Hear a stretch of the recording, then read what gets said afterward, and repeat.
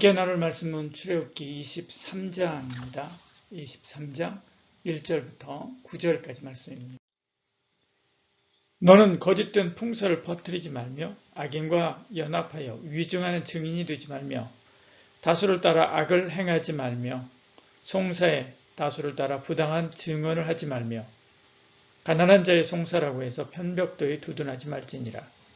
내가 만일 내 원수의 길 잃은 소나 나귀를 보거든 반드시 그 사람에게로 돌릴지며 내가 만일 너를 미워하는 자의 나귀가 짐을 싣고 엎드러짐을 보거든 그것을 버려두지 말고 그것을 도와 그 짐을 부릴지니라. 너는 가난한 자의 송사라고 정의를 굽게 하지 말며 거짓 일을 멀리하여 무죄한 자의 의로운 자를 죽이지 말라. 나는 악인을 의롭다 하지 아니하겠노라. 너는 뇌물을 받지 말라. 뇌물은 밝은 자의 눈을 어둡게 하고 의로운 자의 말을 굳게 하느니라. 너는 이방 나그네를 압제하지 말라. 너희가 애굽 땅에서 나그네 되었은즉 나그네의 사정을 아느니라. 아멘. 사회에 모세혈관과 같은 역할을 하는 관계망, 그 관계망을 어떻게 하면 건강하게 할 것인가에 대한 말씀입니다. 사회 구성원이 가진 관계망, 그것의 건강은 무엇으로 확인할 수 있는가?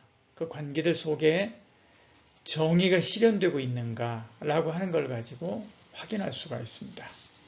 성경은 이 정의를 왜곡시키는 것을 경계하고 그리고 조심할 것을 말씀하지요. 오늘 이 23장 앞부분에도 바로 그러한 정의를 구현하는데 하나님의 정의를 이루는데 방해가 되는 여러 가지 것들에 대해서 하나하나 이야기를 합니다. 첫째는 유언비어지요. 악플이나 가짜 뉴스와 같은 것을 말합니다. 둘째는 여론몰이입니다. 타수가 옳은 것은 아니지요. 타수보다 전문가가 더 옳을 수가 있습니다. 세 번째는 감정에 따른 어떤 결정들이지요. 약한 것이 옳은 것은 아닙니다. 우리는 옳음을 찾아야만 하지요. 넷째는 자본 논리로 어떤 것들을 결정하는 것입니다. 그래서 뇌물을 받지 말라라고 말씀하고 있는 것을 보지요. 대신 우리는 하나님 편에 서야 됩니다. 돈 편에서도 안 되고 사람들 수의 편에서도 안 되고요. 사람들의 여론 편에서도 안 됩니다. 우리는 하나님 편에 서야만 하는 거지요. 하나님의 법리를 따라서 해야 됩니다.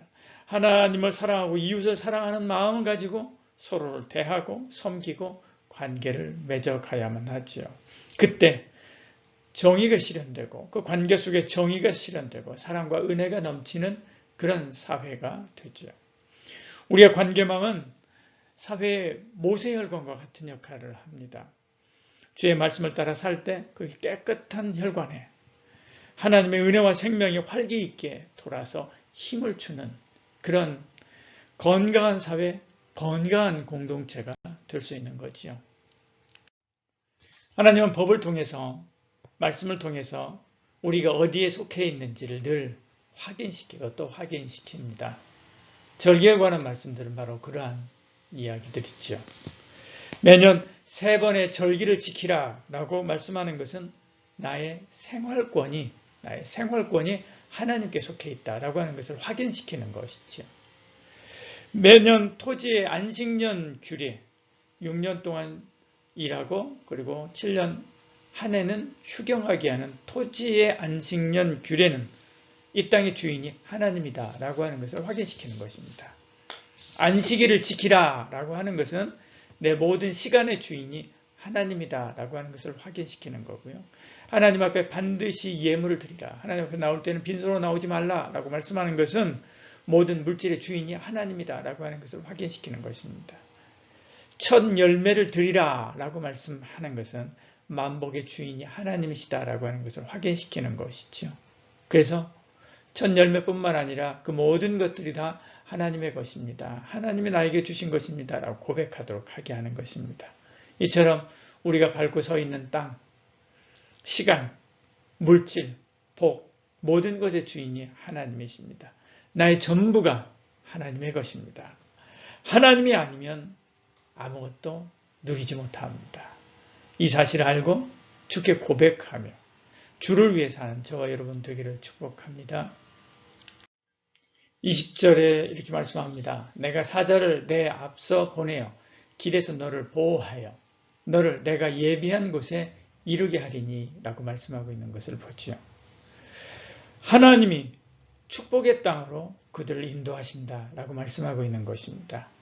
이스라엘 백성들 대부분은 평생 노동하는 노예로서의 삶을 살았습니다. 학교가 있어서 세상에 대해서 특별히 배운 것이 있는 것도 아닙니다. 여행을 많이 해서 경험이 많은 것도 아니죠.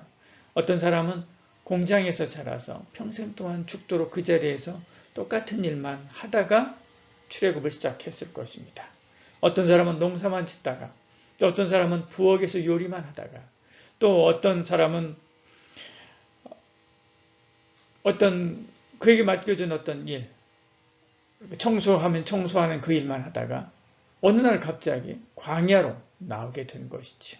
마치 우리가 어려서부터 시골 한 구석에서 자라나 농사만 짓고 살던 어떤 사람이 갑자기 서울 한복판에 떨어진 것과 같은 것입니다. 그러나 하나님이 그들을 보호하시고 하나님께서 그들을 인도하시죠. 그리고 내가 너희를 인도하겠다라고 말씀하지 않습니까? 그리고 그 말씀대로 인도하신 것을 보지요. 오늘 우리도 하나님께서 보호하고 인도하십니다. 요즘처럼 내일을 알 수 없는 시대가 없습니다. 10년 후를 우리가 예측하지 못합니다.